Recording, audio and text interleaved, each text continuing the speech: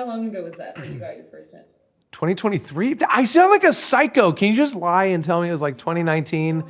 I know, but we don't want to tell people because they're gonna think I'm f***ing nuts. Hey, I'm Alan Ritchson. I got a lot of ink, so this is my GQ tattoo tour.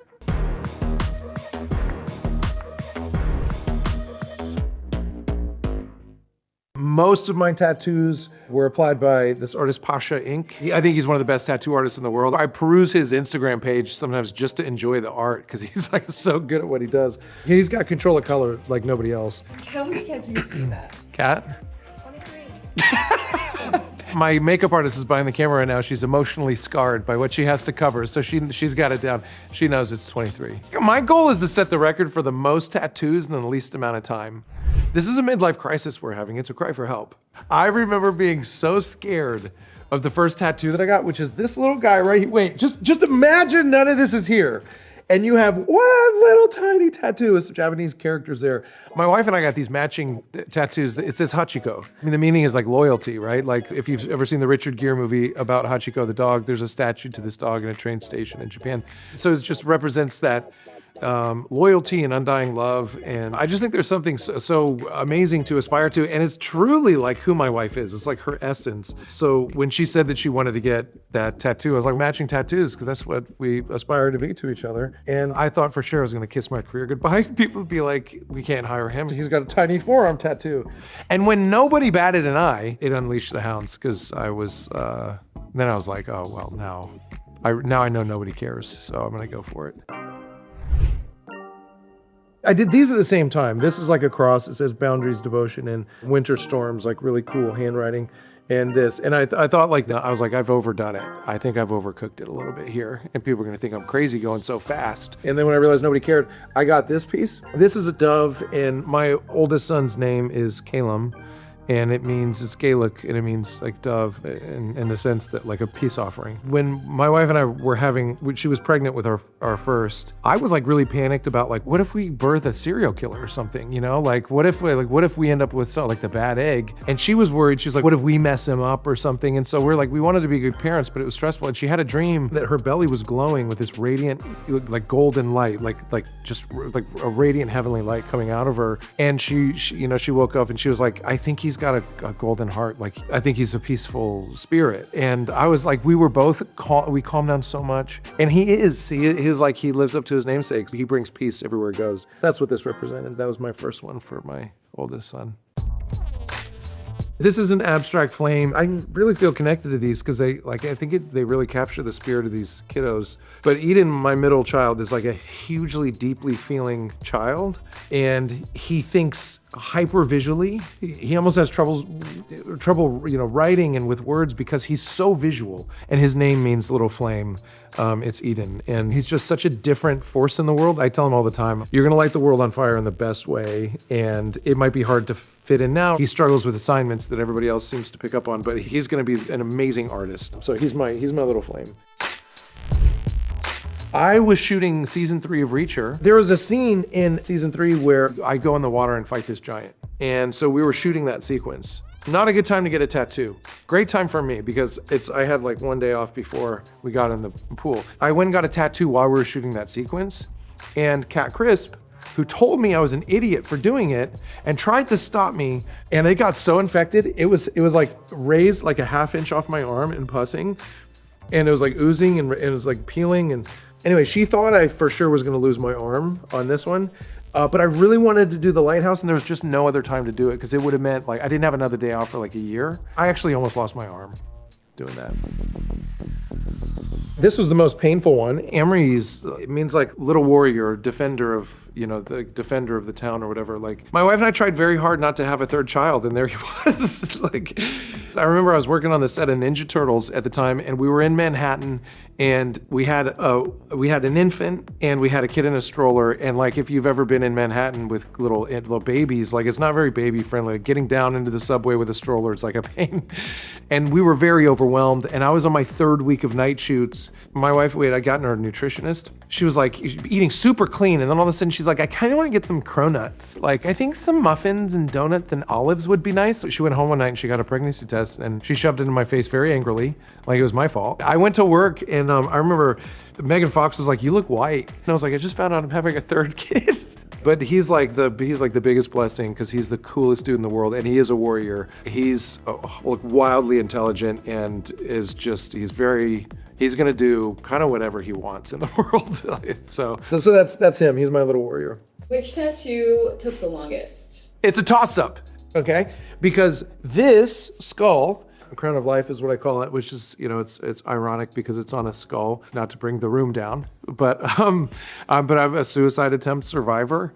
And I realized in that moment in my life, like had an early midlife crisis. And, I realized that we have to confront death in great and small ways every single day to find life. Like if we really want to find ourselves, we have to confront death metaphorically and literally. If we want to awaken to like what really matters in life. And this is a testament to that. It took 18 hours and we did it nonstop. Pasha's amazing. I'll talk about him for just a second because he's touched my life, obviously, like literally, but his story is pretty incredible too. His village was one of the first villages inside the Russian border in Ukraine, and it was one of the first villages leveled when Russia invaded Ukraine, and he and his brothers tried to escape over the border, and not all of them made it, and he did. And it's like the most tragic story in the world. It makes me want to cry. Canada gave him refuge, and so I shoot Ritchson in Toronto, and I was looking for a great artist around there, and I saw his art, and I was like, God, this guy is like world-class talented. He got in the US on a refugee program there, so now he tattoos in LA. His story's incredible. So in talking to him, more over the years, it's just, he's an amazing person that's overcome so much, and now he's like a world-class tattoo artist with a huge following, and nobody deserves it more than Pasha. Then we did the 2 faces. Obviously everybody knows what this is, but for me, it's poignant because I was diagnosed with bipolar. I don't think I have it. I do experience a lot of huge emotional swings relatively quickly because I'm just a feeling person, and that's totally normal, and I don't think that should be a clinical diagnosis. But this represents that, the swings of life. Like, it's a real roller coaster, my experience, and I know that, that forces other people onto a ride a lot of the times, and I don't know, like, that's good and bad, and the pros and cons and blessing and curse of it all, and I just think that represents, like, that journey. It's a happy and sad one. So the last one that he did, which is not finished yet, is the Myth of Phaeton. This is his interpretation of, there's a piece of artwork that's really beautiful and captivating, but it's about the Greek myth Phaeton, which is a cautionary tale against hubris. Phaeton steals his father's horse and chariot and is warned that he's not capable of driving this thing. And yet he says, I'm gonna do it anyway. And he flies it too close to the earth and he burns it up. And so his punishment is to be struck down and killed. So in the artwork, you're seeing his horse and chariot and Phaeton falling to the earth. And while that seems like pretty cerebral and like a lot for a tattoo, I got it at a point in my life where fame has become a character in my story. And the fame is like one of the most toxic elements in a human journey. And I think you can look to just about anybody who's experienced a lot of it and watch a cautionary tale unfold before your very eyes. On a personal level, like what it does is it kind of fuels a lot of pride and arrogance in a sense. And I never want to surround myself with yes people. I never want to be the kind of person that feels like I'm entitled to anything. I want to look down and be reminded constantly that, like, pride and hubris is something that I think the universe rightly punishes, and so I'd like to just, try to keep it in check as much as possible. It ain't done yet. It's been 5 days, 5 very long sessions, and it started because I'm an idiot on the set of Man with a Bag, which is a Christmas movie. I was doing a movie. I've now shot it, called Runner, with Owen Wilson.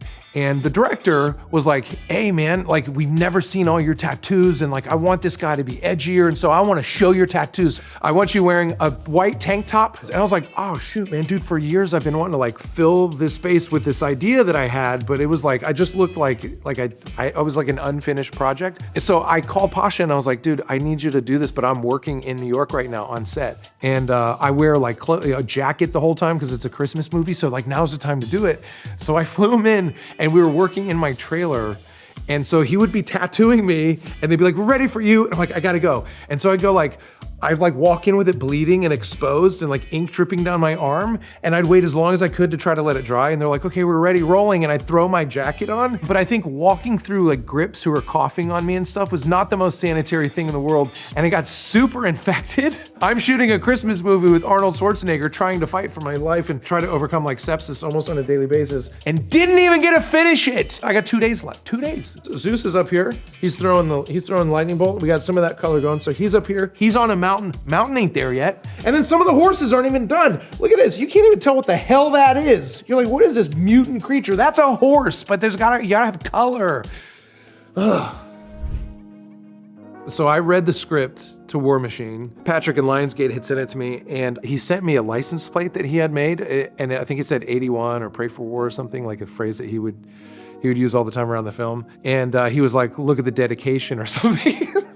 I go to my tattoo artist and I get 81 tattooed on my ribs, and I go, you're not gonna top this dedication, dude. We're making this movie. I didn't think about it again. Like once it was on, and it was sort of like, for me, and it was also, you know, something that Patrick and I enjoyed. And it's funny, it's like, I don't have a Reacher tattoo or like a Thad Castle tattoo, you know, like it never occurred to me. I was so moved by like the character, which, I mean, this might sound cheesy, but like it touched my life in a way where I was like, I want the spirit of 81 to be something that like, you know, that I embody. The cast that we had on War Machine, it was a young cast. Many of them, their first time, some of them, you know, the first time they'd been in a film, you would never know they're incredibly talented. But they were like, you know, I saw the tattoo go on and I was like, oh shit, like what kind of film am I stepping into? He's taking this really seriously. And I was like, oh, that's like a nice happy accident. Like now the people are like extra motivated because I'm like that into the character. Yes, so 81 was because of 81. I mean, I've got this canary back here. I had a conversation with my middle kid who's like, you know, deeply, deeply emotional. He was upset and he was like mad at himself for being upset and being emotional and didn't want to bring anybody down. And I had a conversation with him where I was like, you know, miners used to take canaries into the coal mine with them and they would bring them because they would pass out when gases, you know, when like the mine was off-gassing something lethal, the canary would be the first to go, you know? And so it was an early warning sign that like something was wrong in their world. And that's a huge responsibility. It's like a life-saving measure and it spares the life of many others, but it's a terrible burden for that little canary. And I said, like, people like you that are deeply empathetic, you're the canary in the coal mine for a world that is like too much. And when things are out of whack, like you're the first to let us know that like we need to recalibrate as a human, as society. And that's a big responsibility and a huge burden. And it's unfortunate that some people have to experience that, but the world needs empaths like that are the canary in the coal mine for when we've gone off the rails. And so to honor that conversation and just how special I think those kind of people are in the world and how they should be elevated, I got the canary just to remind him how special I think he and many people like him are.